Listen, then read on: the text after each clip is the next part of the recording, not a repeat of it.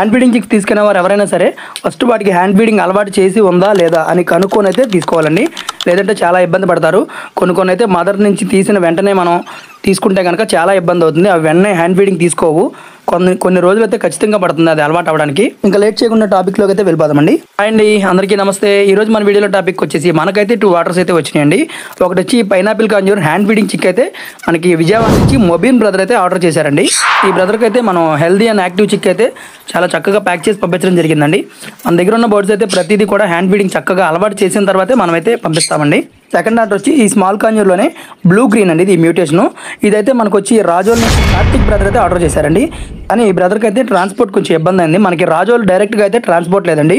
కానీ ఈ బ్రదర్ పాలకొల్లు పంపిస్తే అక్కడి నుంచి అయితే రిసీవ్ చేసుకుంటానని చెప్పారు. అక్కడికైతే పంపించడం జరిగిందండి. ఇలాంటి మంచి క్యూట్ అండ్ బ్యూటిఫుల్ బర్డ్స్ కావాలన్నా, వాటి ఇన్ఫర్మేషన్ కావాలన్నా మన ఛానల్ అయితే వెంటనే సబ్స్క్రైబ్ చేసుకోండి.